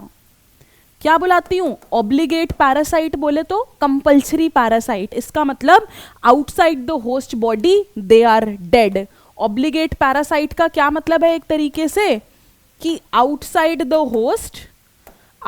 द होस्ट मेरे वायरसेस क्या हैं, virus are dead outside the host, उसे होस्ट की जरूरत है ही, ये एक कंपल्सरी पैरासाइट है। बेटा अब आपको इतना तो समझ आ गया कि इसका नेचर कैसा है, हवा में है, बॉडी से बाहर है तो डेड है। बट एक वायरस का स्ट्रक्चर क्या होता है ना, एक वायरस का प्रॉपर स्ट्रक्चर क्या होता है। तो मेरे वायरस के अंदर बेसिकली दो चीजें हैं, एक तो न्यूक्लिक एसिड मतलब या डीएनए या आरएनए, और प्रोटीन। और इसीलिए मैं जोड़कर बोल देती हूं that it is a nucleoprotein structure. तो मैंने क्या बोला कि क्या है इसमें, एक न्यूक्लिक एसिड है और प्रोटीन। तो मैंने क्या बोला कि ये एक न्यूक्लियोप्रोटीन स्ट्रक्चर है। क्या है बेटा, न्यूक्लियोप्रोटीन स्ट्रक्चर। अब इसमें दो कंपोनेंट्स हो गए, एक तो हो गया मेरा न्यूक्लिक एसिड दो तरीके का हो सकता है बेटा, या तो आरएनए हो सकता है या डीएनए हो सकता है। याद रखना एक वायरस के अंदर कभी भी दोनों तरीके के जेनेटिक मटेरियल साथ में नहीं होंगे, दोनों में से एक ही जेनेटिक मटेरियल मिलेगा, या तो डीएनए या फिर आरएनए, नेवर बोथ। तो एक तो हो गया जी मेरा न्यूक्लिक एसिड, क्या हो गया बेटा, एक तो मेरा हो गया न्यूक्लिक एसिड, और दूसरी चीज क्या हो गई, प्रोटीन। और ये जो प्रोटीन प्रेजेंट होता है बेटा, ये एक कोट की फॉर्म में, एक लेयर की फॉर्म में होता है, और उस कोट का नाम है कैप्सिड। उस कोट का क्या नाम है, प्रोटीन के कोट का, कैप्सिड। ये जो कैप्सिड हैं, इसकी छोटी छोटी सब यूनिट्स होती हैं। जैसे एक माला है बेटा, एक माला बहुत सारे मोती से बनी, ऐसे ही ये कोट कैप्सिड छोटी छोटी सब यूनिट से बना, जिनका नाम क्या है, कैप्सोमियर्स। क्या नाम है जिन सब यूनिट का, कैप्सोमियर्स। इसका मतलब यही कैप्सोमियर्स जियोमेट्रिकली अरेंज हो सकती हैं, यही हेलिकली अरेंज हो सकती हैं, अलग अलग तरीके से ये कैप्सोमियर्स अरेंज होकर फाइनली क्या बनाती हैं बेटा, कैप्सिड, जो कि क्या है, प्रोटीन कोट और अंदर का न्यूक्लिक एसिड।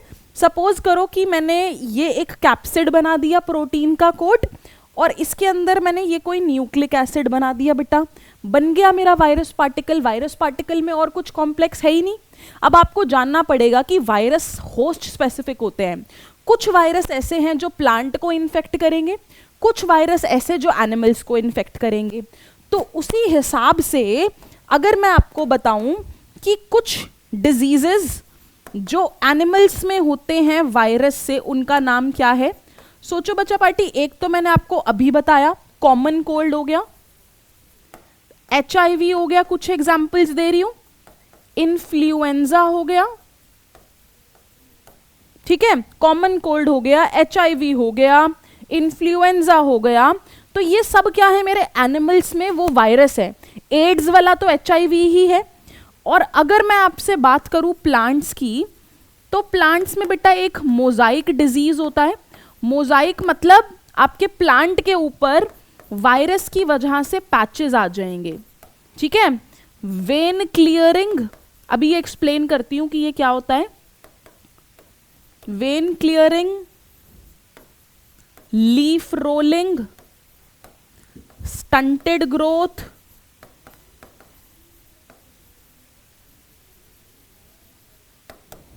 इसके अलावा आपने स्मॉल पॉक्स सुना होगा डिजीज बेटा। बहुत सारे डिजीजेज हैं, बहुत सारे डिजीजेज हैं लिटरली। तो मैंने बोला कि एनिमल से होने वाले कुछ डिजीजेस, कॉमन कोल्ड हो गया बेटा, HIV हो गया, इन्फ्लुएंजा हो गया, स्मॉल पॉक्स हो गया, ये सारे डिजीज वायरस से होने वाले। इस लिस्ट के अंदर आप कोविड भी ऐड कर सकते हैं, कोई नई बात नहीं है इसके अंदर। प्लांट के अंदर मैंने पढ़ा मोजाइक डिजीज। बेटा मोजाइक डिजीज में क्या होगा कि आपके लीफ के ऊपर वायरस की वजह से पैचेस पड़ जाएंगे, जो सिम्टम आएंगे लीफ में वो मोजाइक यानी कि पैचेस की फॉर्म में होंगे। वेन क्लियरिंग, वेन क्लियरिंग मतलब सपोज बेटा ये मेरी पत्ती है, तो जहां पर ये मोटी मोटी वेन्स जा रही थी जिसमें ग्रीन कलर की क्लोरोफिल होता है, बेटा ये वेन क्लोरोफिल के टूटने की वजह से ये वेन्स ना अपना आपको वाइट वाइट नजर आएंगी। ये जो वेन्स हैं ये अपना ग्रीन कलर लूज कर देंगी, उसको हम बोलते हैं वेन क्लियरिंग। कई बार मेरी लीफ वायरल के अटैक की वजह से ऐसे राउंड राउंड फोल्ड हो जाती है, इसे बोलते हैं लीफ रोलिंग। एक है स्टंटेड ग्रोथ, की जो प्लांट जिसकी नॉर्मल हाइट इतनी थी वो इतना ही ग्रो किया, उसे बोलते हैं स्टंटेड ग्रोथ। तो बहुत सारे सिम्टम्स है। तो अपन ने प्लांट्स के अंदर एज सच डिजीज के नाम नहीं दिए एनिमल्स की जगह, बट हमने क्या दिया, प्लांट के अंदर सिम्टम्स दिए कि ये इतने सारे सिम्टम्स हैं जो प्लांट में हो सकते हैं वायरस की वजह से। तो हमने जनरल देखा वायरस कैसे हैं, बाहर मरे हुए हैं, होस्ट के अंदर जाएंगे, जिंदा हो जाएंगे, उनकी मशीनरी को यूज करेंगे, रेप्लिकेट करेंगे, रेप्लिकेट न्यूक्लिक एसिड और प्रोटीन के बने, या डीएनए या आरएनए, एक ही चीज। प्रोटीन कोट का नाम क्या है, बोलिए मेरे साथ, कैप्सिड। उसकी सब यूनिट्स का नाम कैप्सोमियर। कुछ डिजीजेस जो एनिमल में कॉज करते हैं और प्लांट में कॉज करते हैं अपन लोगों ने देख लिए, उसके एग्जाम्पल। अब ये मैंने क्यों डाली फिगर, क्योंकि ये आपकी एनसीईआरटी की फिगर है और इससे आता है सवाल। अब ये जो आपको नजर आ रहा है, पहला है टीएमवी, टोबैको मोजाइक वायरस। कहीं आपका लिखा नहीं है बुक के अंदर, लेकिन आप देखो कि आपका ये जो कैप्सिड है, ये जो सिंगल सब यूनिट है बेटा, यहां पर ये देखो, ये एक एक कैप्सोमियर्स है, जो आपको ये बीन शेप नजर आ रहा है, ये पूरा के पूरा कैप्सिड। और इसकी ये जो सब यूनिट्स हैं कैप्सिड की, इनको क्या बोल दूं, इनको बोल दिया मैंने कैप्सोमियर। अब सवाल क्या आता है कि ये जो टोबैको मोजाइक वायरस है जिसने टोबैको प्लांट में डिजीज कॉज किया, इसका जेनेटिक मटेरियल कहाँ है, इसका जेनेटिक मटेरियल क्या है स्पेसिफिकली। अब अगर अपन ने चैप्टर पढ़ा है तो टेक्स्ट में कहीं नहीं है, लेकिन यहां पर इन्होंने लिखा देखो कि जो टीएमवी है इसका जेनेटिक मटेरियल आरएनए, और ये क्या नजर आ रहा है आपको, सिंगल स्ट्रैंडेड आरएनए। तो जरूर याद रखना कि टोबैको मोजाइक वायरस के अंदर क्या प्रेजेंट है बेटा, as genetic material single stranded RNA. ये कैप्सोमियर्स हेलिकली ऐसे राउंड राउंड प्रेजेंट है और उन्होंने पूरा कैप्सिड बना दिया। ये क्या है, टोबैको मोजाइक वायरस, ऐसा वायरस जिसने प्लांट टोबैको में डिजीज कॉज किया। ये जो दूसरा स्ट्रक्चर देख रहे हो, ये किसका स्ट्रक्चर है, ये स्ट्रक्चर है बैक्टीरियोफाज का। किसका स्ट्रक्चर है बेटा, बैक्टीरियोफाज। कहीं भी फाज आ जाए तो मतलब किसकी बात कर रहे हैं, वायरस की। ऐसा वायरस जिसने किसको इन्फेक्ट किया बेटा, बैक्टीरिया, उसको हम क्या बोलते हैं, bacteriophage. What is bacteriophage everyone, ये भी सवाल आ सकता है। तो बाद में जो सफिक्स है उसको इंपॉर्टेंस दो। वो वाला फाज यानी कि वो वाला वायरस जो किसको इन्फेक्ट करता है, बैक्टीरिया को। क्या सुंदर रोबो की तरह नजर आ रहा है। इसके पार्ट्स देखो जरा, ये जो ऊपर वाला पोर्शन है इसको मैं बोलती हूं हेड। हेड के बाद क्या आया भाई, कॉलर को थोड़ा राउंडेड घुमा के, कॉलर को थोड़ा राउंडेड घुमा के आ गया भाई मेरा कॉलर। उसके बाद ये जो पूरी लेयर आई, इसकी लेबलिंग क्या है, शीथ। और ये जो आपको 6 टेल फाइबर्स नजर आ रहे हैं नीचे इसके पैर जैसे, आपको पता होना चाहिए कि ये वो वायरस है जो बैक्टीरिया को इन्फेक्ट करता है। और वो क्या पेपर, और वो क्या क्वेश्चन चेंज कर सकता है बेटा, ये लेबलिंग में कहीं भी ABCD लिख दिया, कौन सा हेड, कौन सा कॉलर, कौन सा शीथ, कौन सा टेल फाइबर, तो आपको पता होना चाहिए। और ये तो भाई एकदम फेवरेट क्वेश्चन है एग्जामिनर्स का कि टीएमवी का जेनेटिक मटेरियल बताओ, बोर्ड्स में भी और साथ में नीट में तो बहुत ही इंपॉर्टेंट। तो देखो बच्चा पार्टी, ये इंपॉर्टेंट है, वायरस एंड देयर स्ट्रक्चर अपन ने एनसीईआरटी को कवर कर लिया। अब अगला वायरस एंड डिस्कवरीज, जल्दी से डिस्कवरीज खत्म कर देते हैं। देखो मैं एक टाइमलाइन के हिसाब से लिख रही हूं क्योंकि बच्चे डिस्कवरीज में बहुत ज्यादा कंफ्यूज होते हैं। तो मैं कुछ ईयर लिख रही हूं आपके सामने, 1892, उसके लगभग 6 साल बाद कितना हो जाएगा बेटा, 1898, उसके बाद आ जाएगा 1935। 3 चीजें करनी है अपन को, ठीक है, 3 चीजें करनी है। पहला, 1892 में क्या हुआ, एक साइंटिस्ट थे जिनका नाम है डिमिट्री इवानोस्की। क्या नाम है बेटा साइंटिस्ट का, डिमिट्री इवानोस्की। उन्होंने बोला कि टोबैको प्लांट के अंदर एक डिजीज हुआ। देखो समझते जाओ, डिमित्री इवानोस्की जी ने बोला 1892 में कि टोबैको प्लांट के अंदर डिजीज हुआ जिसे बोला टोबैको मोजाइक डिजीज।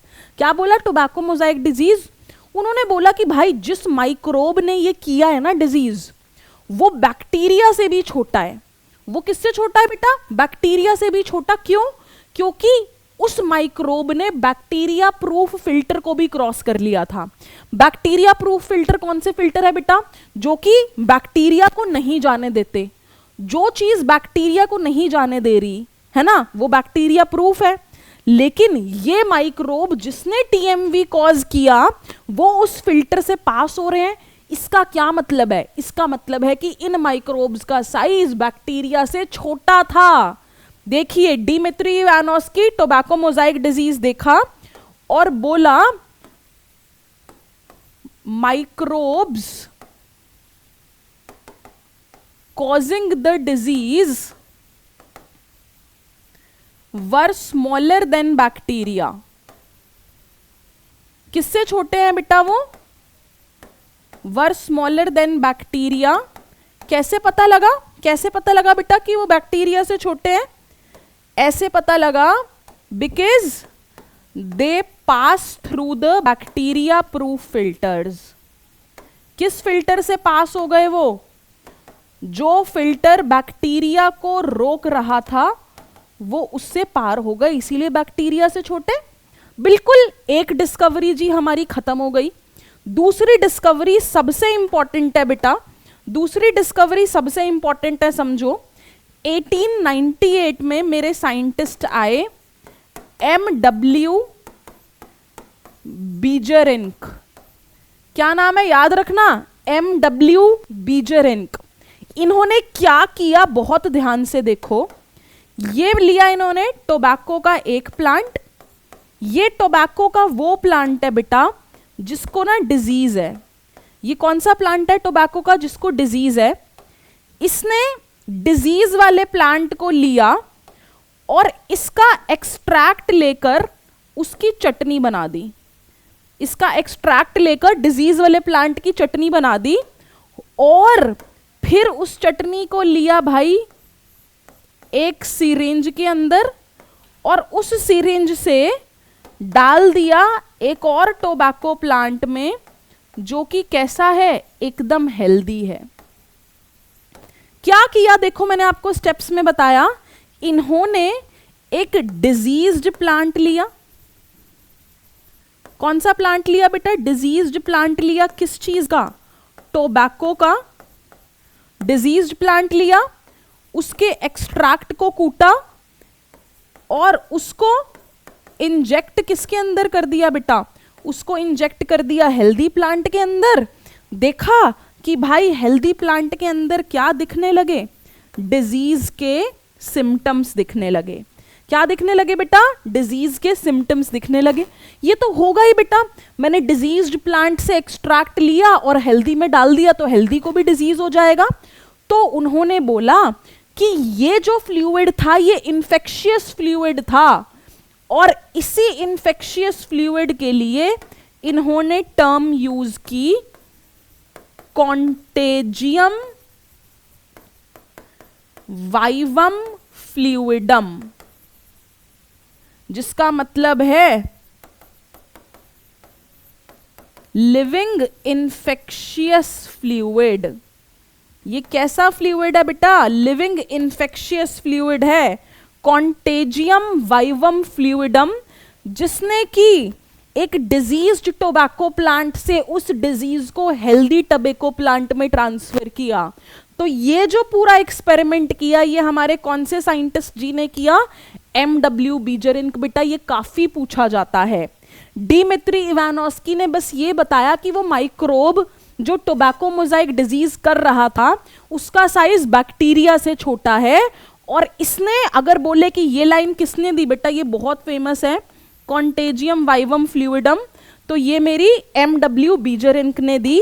जिसके साथ बेटा मैं लास्ट डिस्कवरी पर आ जाऊं जो बहुत छोटी सी है। तो अब हम कहां पर आ गए? 1935 पर आ गए थे। अब ये MW है ना, इसको लिख दो WM। क्या नाम है बेटा साइंटिस्ट का? WM Stanley. और WM स्टैनली ने मेरे वायरस के छोटे छोटे क्रिस्टल बनाए। जैसे कॉपर सल्फेट के क्रिस्टल होते हैं बेटा, इन्होंने वायरस के वैसे क्रिस्टल बनाए। तो क्या लिखूं? ही क्रिस्टलाइज्ड वायरस। और क्रिस्टलाइज करके पता क्या चला भाई कि वायरस मोस्टली किससे बना है, प्रोटीन से। जेनेटिक मटेरियल तो थोड़ा सा ही है।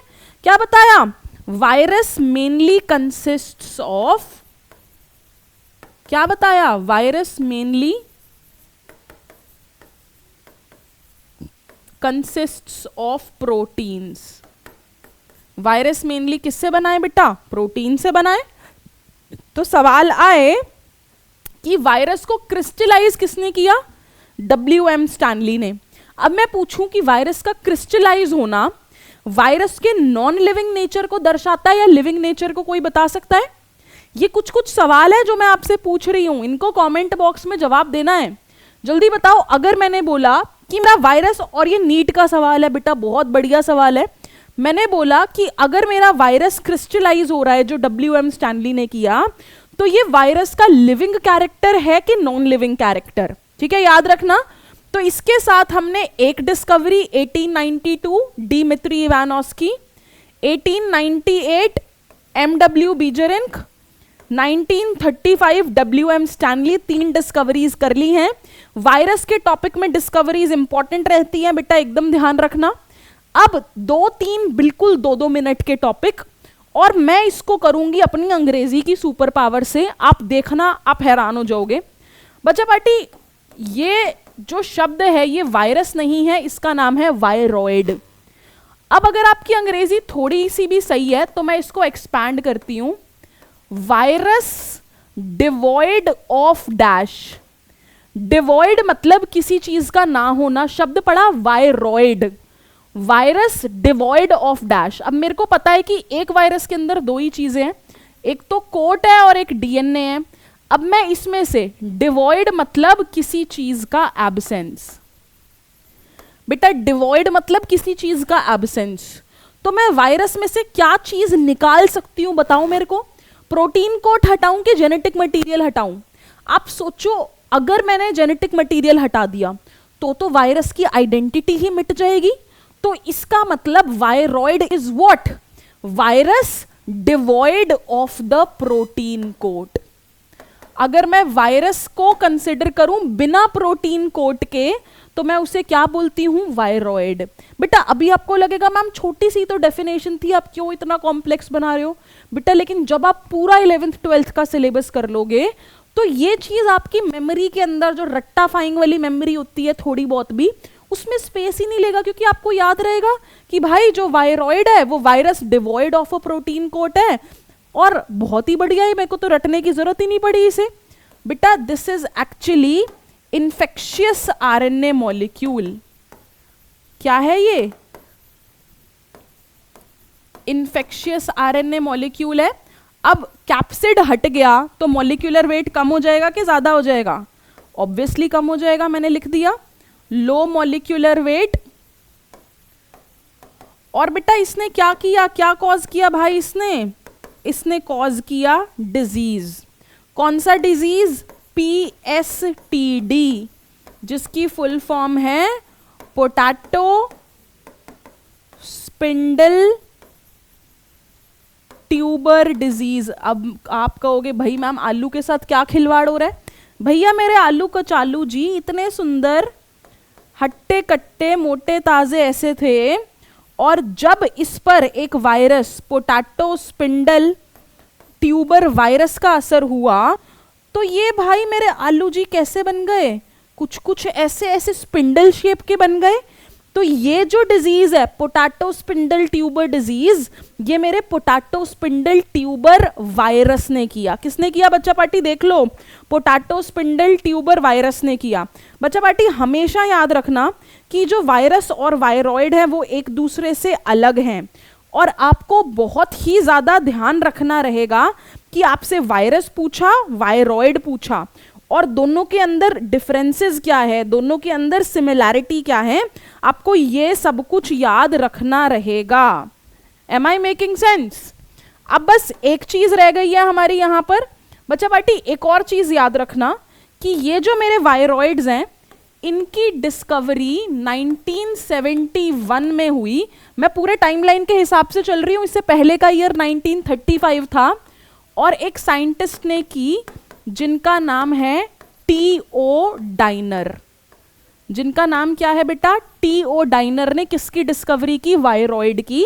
और वायरॉइड के बारे में आपको जितना पता होना चाहिए मैंने आपको बता दिया। बस वायरॉइड नाम सुनते ही virus devoid of the protein code, सिर्फ आरएनए है जो इन्फेक्शन कॉज करेगा, देखो डिजीज कॉज कर दिया। मॉलिक्यूलर वेट कम होना ही है क्योंकि कोट को तो हटा दिया। किसने दिया था, टी.ओ. डाइनर ने दिया था। अगली चीज प्रियॉन, ये पी.आर. वर्ड प्रोटीन की याद दिलाता है। अब प्रोटीन किससे बना, जरूर पढ़ा होगा भाई, प्रोटीन बड़ी सारी पॉलीपेप्टाइड से बनता है। तो देखो मैंने बनाई प्रोटीन की एक पॉलीपेप्टाइड, कुछ भी देखो ऐसे कुछ भी बना दिया है मैंने लिटरली। प्रोटीन की दूसरी पॉलीपेप्टाइड देखो मैंने कैसे बनाई, दूसरी पॉलीपेप्टाइड, तीसरी पॉलीपेप्टाइड बना दी भाई मैंने कैसे भी। मैं मजे ले रही हूँ क्या बेटा आपके, एकदम नहीं। ये मैंने क्या बना दी, चौथी पॉलीपेप्टाइड कहीं पर भी बना दी। मैंने क्या किया, मैंने अपने प्रोटीन को एबनॉर्मली फोल्ड कर दिया, क्या बन गया, प्रियॉन बन गया भाई। अच्छा ऐसा क्या, देखो प्रियॉन की डेफिनेशन क्या है बच्चा पार्टी, बिल्कुल 2-4 शब्दों में खत्म। Prions are abnormally folded proteins. क्या है, एबनॉर्मली फोल्डेड प्रोटीन। क्या कॉज करेंगे बेटा, डिजीज कॉज करेंगे, वो भी न्यूरोलॉजिकल। न्यूरोलॉजिकल मतलब वो जो सीधा दिमाग पर असर डाले। क्या न्यूरोलॉजिकल, वो जो दिमाग पर असर डाले। बेटा इसका साइज वायरस के साइज के सिमिलर है, size similar to size of virus, virus के साइज के सिमिलर साइज है, अपन समझ गए। अब ये क्या न्यूरोलॉजिकल चीजें कॉज कर रहा है बेटा, तो अगर मैं बोलूं कैटल यानी कि काऊ के अंदर काइंड ऑफ ये एक डिजीज कॉज करता है जिसे मैं बोलती हूं मैड काउ डिजीज। क्या बोलती हूं, मैड काउ डिजीज। बेटा उसके न्यूरॉन्स पे असर होता है और इस मैड काउ डिजीज को अपन साइंटिफिकली BSE डिजीज बोलते हैं।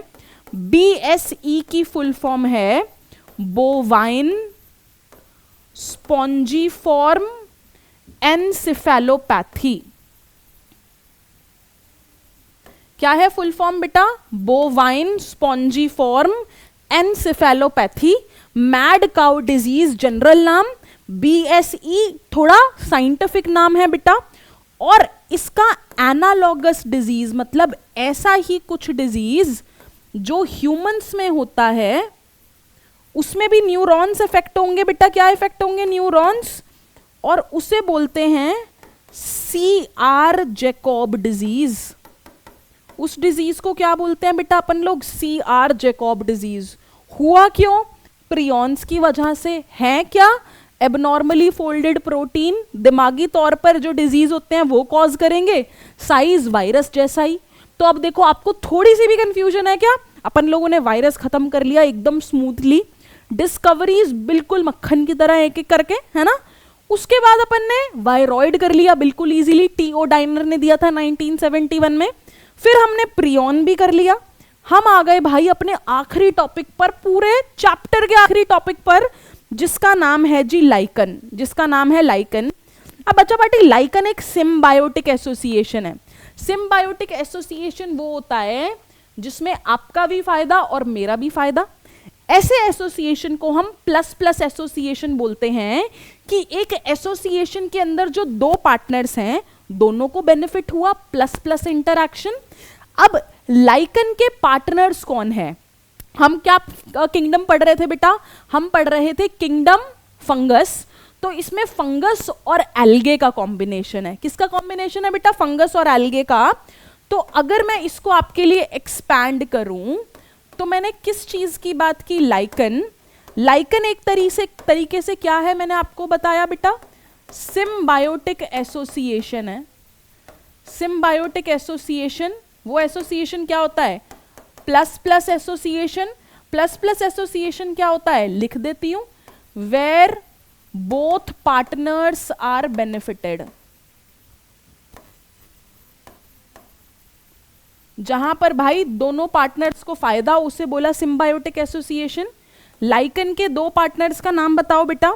एक पार्टनर का नाम है एल्गी, बहुत ही जरूरी है बेटा।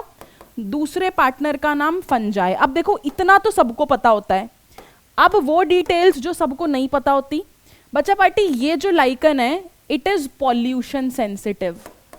क्या है ये पॉल्यूशन सेंसिटिव? बोले तो जहां पर पॉल्यूशन है ये लाइकन ग्रो ही नहीं करेंगी, तो हम इसको पॉल्यूशन इंडिकेटर की तरह यूज करते हैं।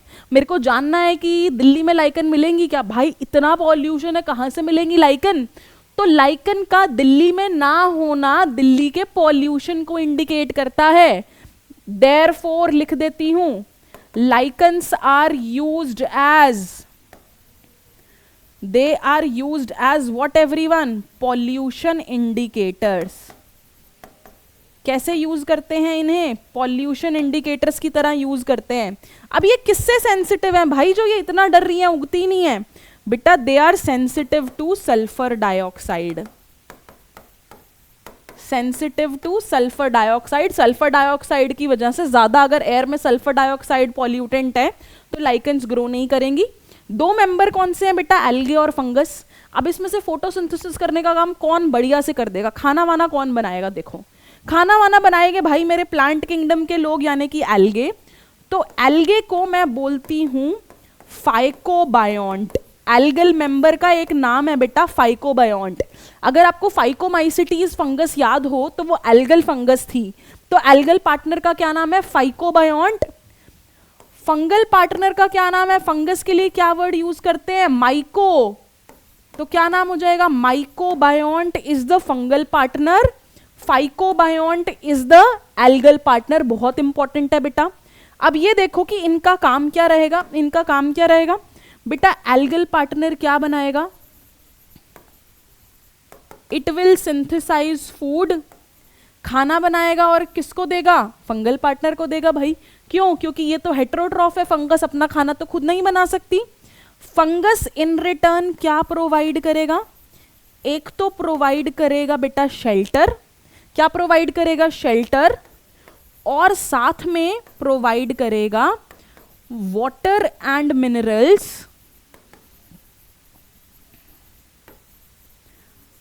Present in deeper soil layers. बच्चा पार्टी हमारे जो प्लांट होते हैं ना उनको बहुत सारे न्यूट्रिएंट्स नहीं मिल पाते हैं जो कि सॉइल के अंदर बहुत अंदर प्रेजेंट है। तो फंगस बोलता कोई दिक्कत नहीं है, मेरे पास तो हाइफे है, माइसीलियम है, मैं तो सॉइल के बहुत अंदर तक जगह बना सकता हूं, डक कर सकता हूं, तो मैं तुम्हें वो वाटर और मिनरल्स जो अदरवाइज तुम्हें नहीं मिलते वो लाकर दूंगा और साथ में शेल्टर भी प्रोवाइड करूंगा, लेकिन तुम मुझे बदले में खून नहीं खाना देना। क्या देना? खाना देना।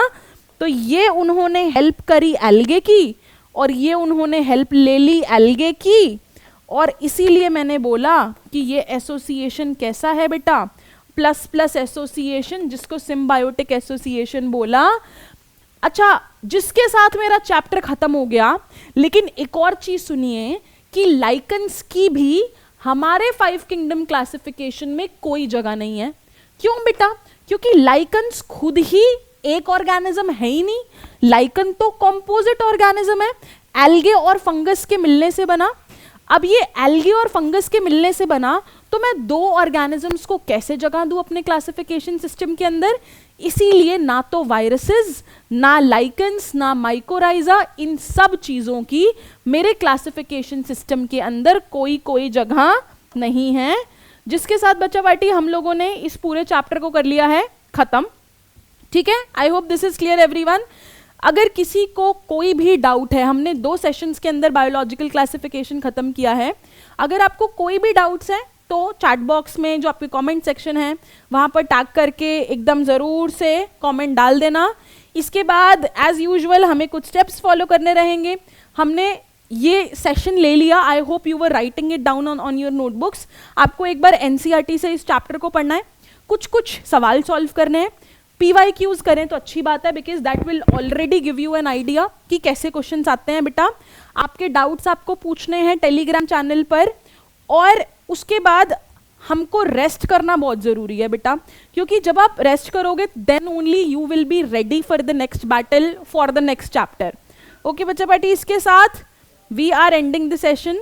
Don't forget to like, share and subscribe, and I'll see you very soon. Thank you.